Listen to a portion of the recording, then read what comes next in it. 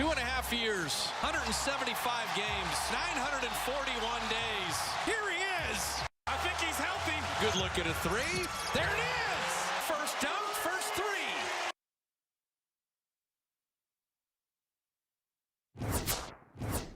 Well, it took 941 days, but Klay Thompson was back last night, returning from an injury and then a torn Achilles, a separate injury. He dropped 17 in 20 minutes. I'm here with our resident hoop star, Chiney Ogwumike.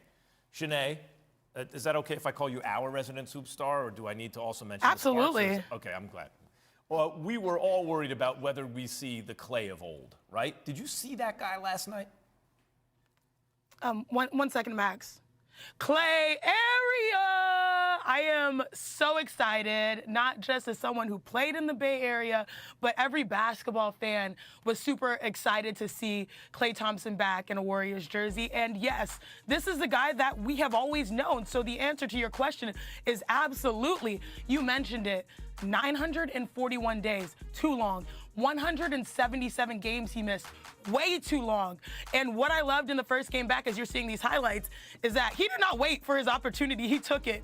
First play of the game, scored. And then that thunderous dunk, and then my favorite thing, the face right there, the fizz face, as they say in the Bay Area. So it was an amazing return for Klay Thompson. I feel like that's probably one of the special moments, not only for him, but his entire team.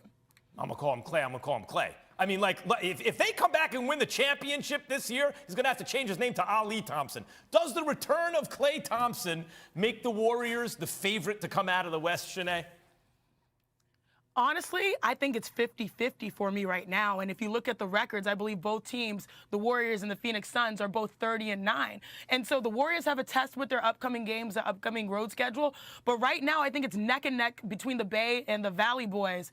And I'll say this, the one caveat that I've always said about, you know, the Bay Area and Steph Curry and the Warriors, they don't have a true center. You know who does? DeAndre Ayton emerging as a baller, potentially first-time All-Star for Phoenix. That's the X factor in a matchup where, okay, maybe James Wiseman comes back. So I love the Warriors. I love what they've been able to do.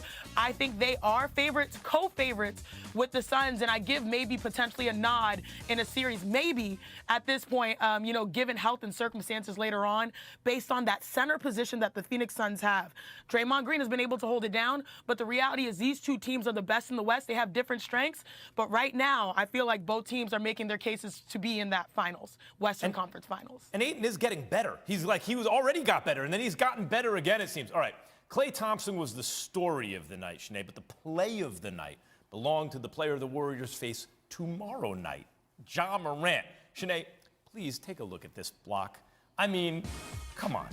How is Avery Bradley supposed to deal with friends and family after this one? Like, what do you do? Oh, my goodness! Say what? What? I love this, Max, for multiple reasons. Max, look at how it's Russell Westbrook that missed, you know, the ball, the rebound after Ja blocked it. I think it's crazy in these amazing moments.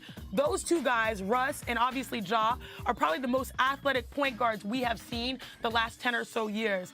But this is an example of why, you know, the Memphis defense has been superb as of late during their win streak. They lead the NBA in average blocks, in average steals, and in average rebounds. Their defense has been going crazy. When you have plays like that, what Ja Morant just showed, that'll just catalyze your team. And there's a reason why they're, I think, right now, #2 in our power rankings. Who would have thunk it?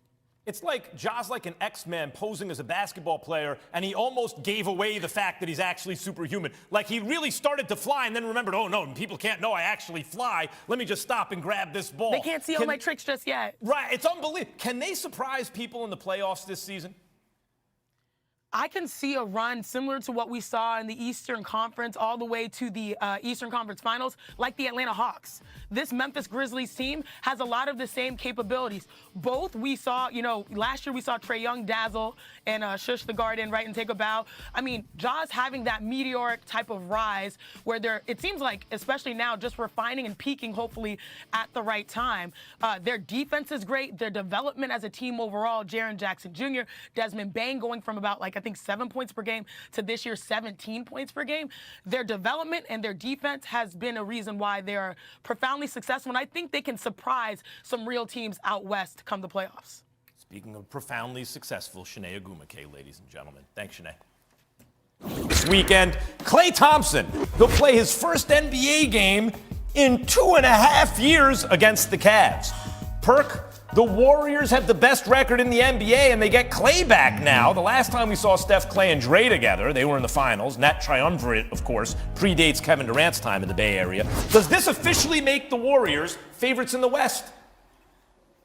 Yes, the favorites in the entire NBA. Here's the thing. When you got role players like Jordan Poole and Andrew Wiggins stepping up and doing what they're doing right now, and I get it, it's in the regular season, and the Warriors have the best record, but when you get a Klay Thompson back, a healthy Klay Thompson at that, it takes the pressure off of Steph Curry, okay? It opens up things for everybody else. And we know that Klay Thompson has the capability of going out there when it matters the most in the postseason, of actually being the best player on the floor. We have seen it time and time again. So adding a healthy Klay to what the Warriors already have right now, forget just the favorite in the Western Conference. They're going to be the favorite to win it all.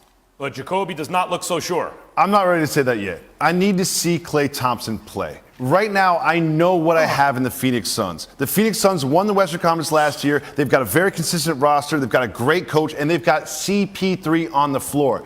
The Warriors have Dre, Klay, Steph, Iguodala, and a bunch of young guys that are unproven in the postseason. I need to see what Klay looks like. Right now, if I had to pick a team to come out of the West, it would be the Phoenix Suns. Perk? Yeah, but Jacoby, listen, man. This is the thing. When you look, I'm not taking anything away from the Phoenix Suns. So I look at the Golden State Warriors and Phoenix Suns. I think they're 1A and 1B. But the one thing that the Golden State Warriors do have, they have a Defensive Player of the Year candidate in Draymond Green.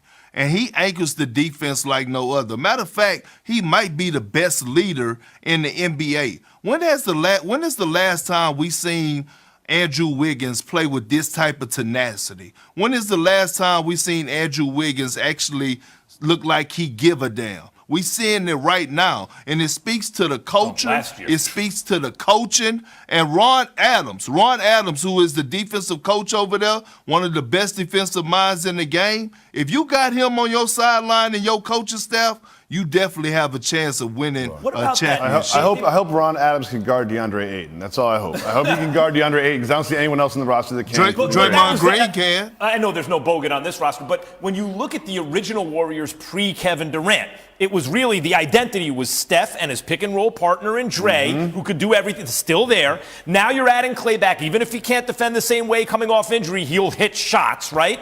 And you have some young athletic talent on this team that they didn't exactly have on that team to the degree they have that. Doesn't that make them, especially with the continuity of their three core pieces, until we see otherwise, doesn't that make them the team? You make a good point. This new Warriors nucleus mirrors the pre-KD Warriors more than previously. And you talked about one side of the ball, but it's also defense. Remember, the death lineup, switch